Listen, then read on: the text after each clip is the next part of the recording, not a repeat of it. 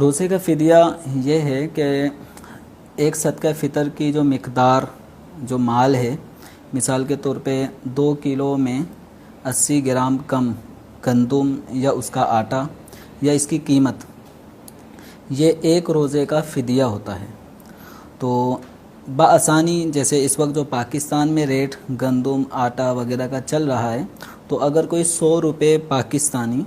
وہ ایک روزے کا فدیہ دینا چاہے تو ایک روزے کے فدیے میں 100 روپے ادا کرنے سے ایک روزے کا فدیہ ادا ہو جاتا ہے۔ یہ کون دے گا؟ تو عام طور پہ ہمارے ہاں جو بھی کوئی مریض تھوڑا زیادہ مرض شدت پکڑ لیتا ہے تو ماہ رمضان میں وہ سمجھتے ہیں کہ اب ہم روزہ رکھنے کے بجائے ہم فدیہ دے دیں، تو ہر مریض کے لیے یہ حکم نہیں ہے۔ قرآن پاک میں ہے فمن کان منکم مریضا او علی سفر فعدۃ من ایام اخر، کہ تم میں جو مریض ہو یا حالت سفر میں ہو تو وہ بقیہ دنوں میں ماہ رمضان کے جو روزے چھوٹے ہیں اس کی گنتی پوری کرے گا۔ تو اس آیت کریمہ سے بھی واضح ہے کہ ماہ رمضان کا روزہ بسبب بیماری اگر چھٹ جاتا ہے تو فقط بیماری کی سبب وہ فدیے کا حکم نہیں ہے، بلکہ بعد میں روزوں کی قضا کرے گا۔ اب فدیہ کون دے گا؟ تو فقہاء کرام نے اس کے حوالے سے تفصیل بیان کی ہے، وہ یہ ہے کہ شیخ فانی، شیخ کہتے ہیں بوڑھے شخص کو، اور فانی کہتے ہیں جو بالکل موت کے قریب آ چکا ہوتا ہے۔ تو اب شیخ فانی سے مراد وہ شخص، ایسا مریض کہ جو اس کیفیت کو پہنچ چکا ہے بڑھاپے کے سبب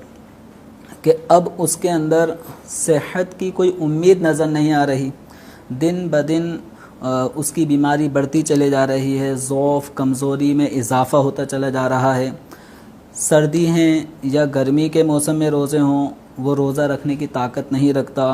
کنٹینیو لگاتار روزہ بھی نہیں رکھ سکتا، اور وقفے سے بھی روزہ رکھنے کی اس میں طاقت نہیں ہے، اور آئندہ بھی اس کے حوالے سے کوئی ایسی امید نہیں ہے کہ وہ صحت یاب ہو جائے گا اور صحت حاصل ہونے کی صورت میں ماہ رمضان کے چھوٹے ہوئے روزوں کی قضا کر سکے گا، تو ایسا شخص کہلاتا ہے شیخ فانی۔ تو جو نہ سردی میں نہ گرمی میں نہ لگاتار نہ وقفے سے روزہ رکھ سکے اور آئندہ بھی اس میں صحت یابی کی امید نہ رہے، تو ایسے بوڑھے شخص چاہے وہ مرد ہو یا عورت، اس کے لیے ماہ رمضان کے روزے رکھنے کے بجائے اگر وہ ماہ رمضان کے روزوں کا فدیہ وہ دیتا ہے تو اس کا فدیہ دینا بھی اس کے لیے جائز ہے، اور وہ فدیہ دینا ہی گویا اس کا روزہ رکھنے کے قائم مقام مانا جائے گا۔ اور بالفرض کہ یہ نا امید ہو چکا تھا اپنی بیماری کے سبب کہ روزہ رکھنے کی امید نہیں ہے، فدیہ بھی ادا کرتا رہا، اور پھر اللہ تعالیٰ کا کرم ایسا ہوا کہ اس کو صحت مل جاتی ہے اور یہ تندرست ہو جاتا ہے، روزہ رکھنے کی اس میں طاقت آ جاتی ہے، تو اس نے جو فدیہ دیا تھا وہ نفلی صدقے کی صورت اختیار کر لے گا۔ اس کو اب ماہ رمضان کے جو روزے چھوٹ گئے تھے ان کی قضا کرنی ہوگی۔